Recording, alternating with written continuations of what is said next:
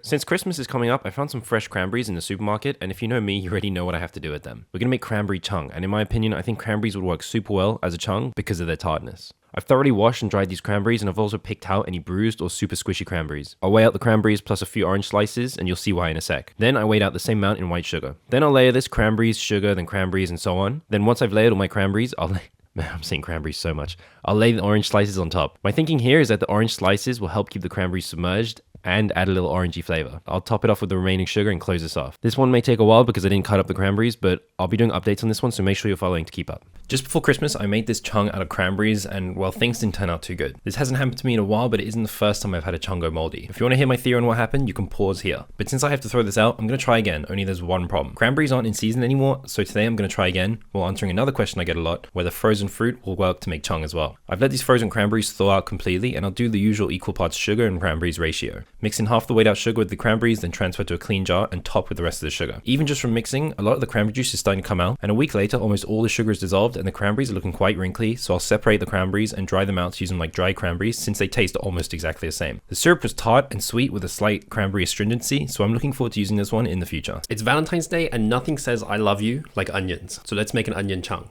This was actually something a lot of people have recommended I try. Apparently this is already a thing and it's great for curing coughs and colds. And since it's Valentine's Day, I'm going to use some red onions. Peeled, then cut into slices. I'll measure the weight of the onions, then I'll weigh the same in sugar. I'll mix most of the measured sugar in with the onions and transfer to a clean jar. I'll tamp the onions down and then top it with the remaining sugar. I'm predicting this will turn into syrup fairly quick, so I'm only going to leave this at room temperature for one night before moving to the fridge. Stick around for part 2, which I hope will be soon for this one. Let's do an update on this onion cheong. So it's been about 4 days since we started this, because we made this for Valentine's Day. And as you can see, almost all the sugar is gone. There's only a tiny bit left, but I think we're probably just good to filter this out now, because honestly, I don't know how long I want to keep this around.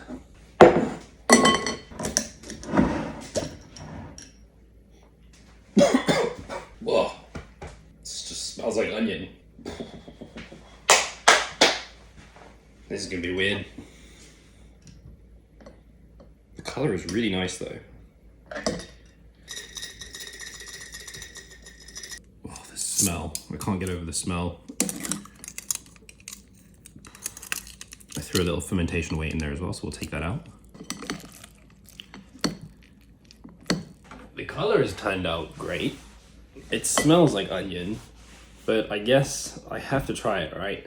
I'm really not in the mood. I haven't eaten anything today and I don't really want the first thing I eat to be sweet onions, syrup.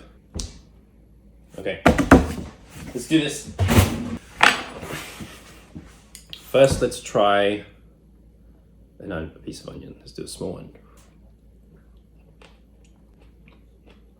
Tastes a lot better than it smells. Surprisingly good, actually. A lot like the really strong onioniness is like actually come out. Honestly, it doesn't taste that bad. I mean, if you enjoy onion in general, then not full on like eating onions by themselves, but if you do like the taste of onion, then this is not bad. Let's try the syrup. I'm a big fan of that color though. It's quite nice.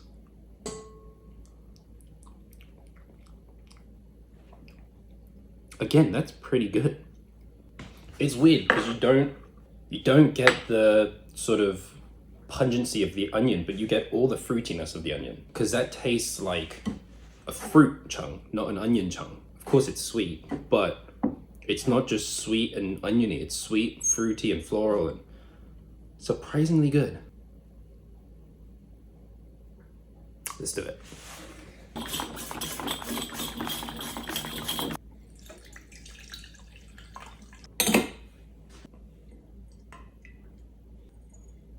It's 3 tablespoons of onion cheong. This probably won't taste that strong, but hopefully we can get like an essence of onion in there.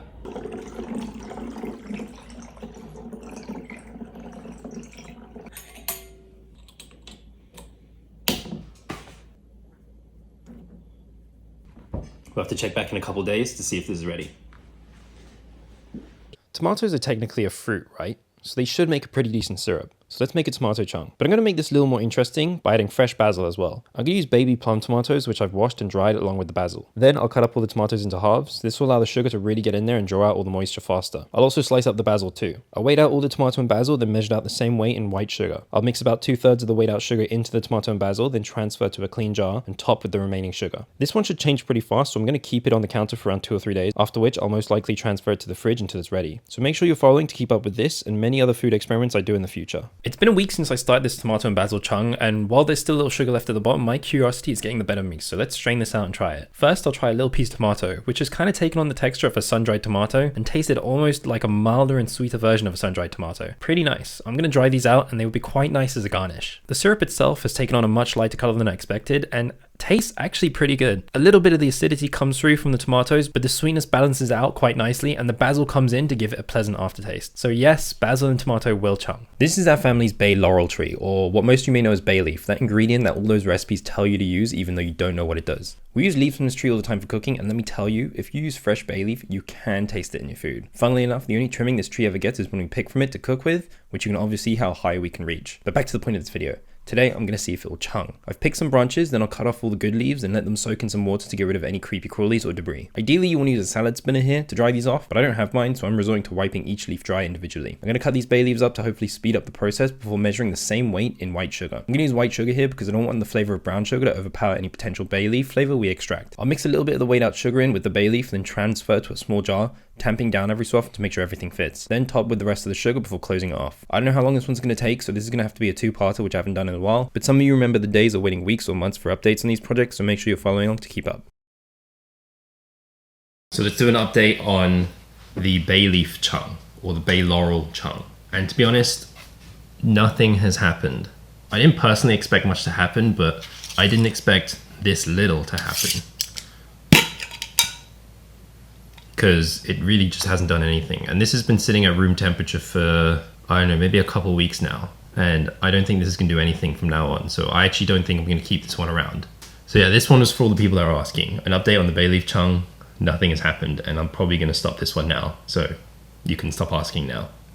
I bought a pumpkin today because I wanted to see if I can make it into syrup, using this method commonly used in South Korea. So first I'll peel the skin off this pumpkin, cut it in half and scoop out its insides. I'll keep cutting this pumpkin until I have these small slices. Then I'll weigh out all the pumpkin pieces and weigh out the same weight in sugar. I'll mix in half the weighed out sugar in with the pumpkin pieces, then transfer everything to a clean container with the remaining sugar. I'll layer pumpkin and sugar, finishing off with a layer of sugar. I'll close this up and set this aside somewhere cool for a couple of days before moving to the fridge. I don't know how long this will take, but make sure you're following along to see how this one turns out. A couple weeks ago, I mixed pumpkin and sugar to see how the resulting syrup would taste, and now almost all the sugar is dissolved, so let's strain this out and give it a taste. And this was pretty underwhelming. There's not much flavor to go off of here. It's sweet and generally fruity, but it's hard to tell that this is pumpkin. The solid pieces, however, did taste surprisingly good, so I tried something new. I mixed the pumpkin pieces with some cinnamon and nutmeg, then I used some puff pastry, which I had to try and make myself. I put the pumpkin pieces on top of the pastry, then brushed with egg wash and sprinkled with some brown sugar before baking. I don't bake often, but these turned out pretty good, although I think this would be better with a fruit chung instead. I bought a kilogram of lemongrass because it's one of my favorite things, so let's try and make a syrup out of them using a method commonly used in South Korea. First, I'll wash and peel the outside layer of all these lemongrass. Then I'm going to cut the tops and bottoms off and cut these up in small pieces. I'll measure out the lemongrass, then I'll weigh out the same in white sugar, and then I'll mix about half to 2/3 of the sugar in with the lemongrass, then transfer to a clean container, which of course I forgot to record, and then top it with the remaining sugar. Close that up and I'll place it somewhere dark and cool to allow the sugar to draw out all the moisture from the lemongrass, so check back soon to see how this turns out. A while back I bought a whole kilogram of lemongrass to try and make syrup out of it using only sugar and lemongrass. Well, almost all the sugar is dissolved now, so let's check it out. Pouring this out, I have to say not as much liquid has come out as I expected, so I decided to throw everything into a bag and hang it up to drain for a while. After draining, I gave it a taste and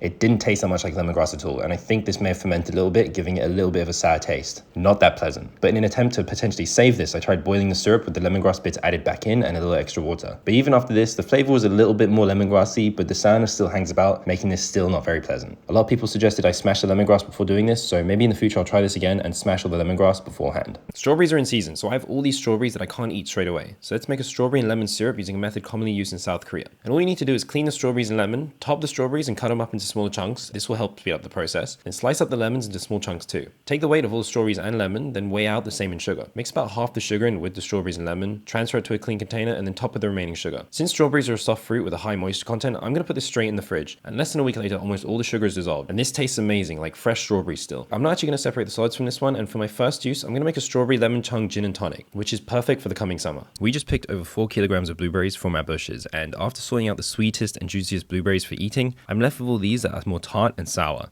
So let's make this into a blueberry chung. And after washing and drying these blueberries, I'll weigh them and then weigh out the same weight in sugar. I'll add about a third of the sugar to the blueberries, and to help speed up this process, but also to try and get that nice blueberry color, I'm going to mash these as well. Once mashed, I'll transfer to a clean jar and then top with the remaining sugar. Close it up, and I'm going to put this away somewhere out of direct sunlight. This may ferment, and I'll be honest, I'm keen to see if it will. But if you don't want it to ferment, I recommend keeping this in the fridge as the sugar draws out all the liquid from the blueberries. But you're going to have to check back real soon to see the results for this one. Last week, we harvested about 4 kilograms of blueberries from our little farm here in South Korea. And after sorting out the darkest, sweeter berries, we were left with a whole bunch of less ripe, more sour berries. So I figured they would make a great chung, a method of making syrup that doesn't require any cooking at all. All it requires is equal parts fruit and sugar. And you can check out my previous video to see how I did it. It's about a week later now, and almost all the sugar is dissolved, and even a bit of fermentation has occurred. So I'm going to strain this out using a colander to catch the larger bits, and those larger blueberry bits I'm going to add back to the jar and cover with soju to create a blueberry soju. Since this chung still has some bits in it, and I want to go for a nice crystal clear chung, I'm going to strain this again with a finer sieve and then run it through a coffee filter, before realizing using a coffee filter will take too long, so I'll instead transfer this to a cheesecloth and hang this up to drip overnight. Which leaves me with this crystal clear deep purple chung, which tastes like a mix of slightly unripe and perfectly ripe blueberries. Now there are so many different uses for this for me to choose one, so leave a suggestion in the comments of what I should do with this sour blueberry chung. These are unripe plums, and they taste horrible. But then why would they sell them in local supermarkets? Well, that's because if you cover them in sugar for 6 months, they make a delicious sweet and tart syrup called Mesu chung. And you might have seen it in the movie Parasite in this scene here. I bought these for about $4.50 a kilo, but they're not as big as some of the ones that I've seen. After thoroughly washing, then drying in the sun, I'll pick off any remaining stems, along with removing any bruised or damaged plums. I'll weigh out all my plums, then weigh out the same in sugar. Luckily, I had just about 2 kilograms of plums, so I'm just using 2 1-kilogram bags of brown sugar. I'll throw the plums into a clean container, layering plums and sugar and so on, making sure to end up with sugar on top to cover everything. Then I'll close this up and leave it somewhere cool and dark for about 6 months for all this sugar to draw out the liquid of the plums, and I'm also going to let it ferment too. So what happens when you mix 2 kilograms of unripe plums with 2 kilograms of sugar for almost 2 months? This happens. The sugar has drawn all the liquid out of the unripe plums and has even fermented a little bit. But now these plums have been sucked dry, I'm going to separate them from the liquid and throw them into a jar to make a mesuju, which is soju infused with the discard of unripe plum chung. As for the liquid, I'll transfer it to another clean jar and add any of the sugar that's settled to the bottom. But first, a taste test. Mesu chung is kind of hard to explain, but it's sweet, tart, and sour, and I can already tell this one's going to be a good one. I'm going to mix this every day until all the sugar is dissolved, and ultimately let this sit for the full 100 days. So make sure you're following along to get future updates. 3 months ago, I covered these unripe plums with sugar and just left them to turn into syrup and ferment at the same time. After most of the sugar was dissolved, I separated the plums from the syrup, I put the plums into soju to make mesuju, and the syrup I just left it for a little while longer, making sure to mix it every so often to dissolve all the sugar. Now it's coming up to the 3-month mark for this chung, it's basically finished now. And I gotta say, I couldn't be happier with the way this one turned out. It's sweet, tangy, and fruity in a way that's so unique to Mesu chung, it's hard to describe. And to try it out, I'm gonna make one of my favorite drinks growing up, which was literally just Mesu chung and water. But I'm gonna use sparkling water for a little more fun. Using a small ladle, I'll add a good ladle or two of chung to a glass with ice, then top it up with sparkling water and finish with a leaf of mint. I was not expecting this to taste way better than the store-bought chung, and to be honest, it makes me pretty happy to have been able to make something so traditional, so much better than the store-bought stuff. Let's make chung in a bag. This is something I've been wanting to try for myself after seeing a couple people do it, using vacuum seal bags to make chung. And peaches are in season now, so that's what I'll be using for this chung, along with a couple lemons. I'm going to wash all the peaches and lemons, dry them off, and then I'll remove the seeds from the peaches and then slice up the lemons. Then, take the total weight of the peaches and lemons, then I'll weigh out the same in sugar. I'll pre-mix some of the sugar in with the peaches and lemons and then add them to a vacuum seal bag along with the rest of the sugar. Vacuum seal that up and then set it aside at room temperature. And only a few days later, this is what we're left with. I did turn this over a few times, which is much easier in a vacuum seal bag, and this is probably the first time that there's been no leftover undissolved sugar in a chung that I've made. I'll strain the fruit out, and I noticed the lemons still had quite a bit of their juice in them, most likely because I didn't cut them small enough, so I'll squeeze those out into the chung and then discard the solids. I'll filter it again through a cheesecloth, and what I'm left with is a nice clear peach flavored syrup that can be stored in the fridge for quite a long time. So how do you know if your chung has gone bad? Well, here's one way it can go bad. Picture this.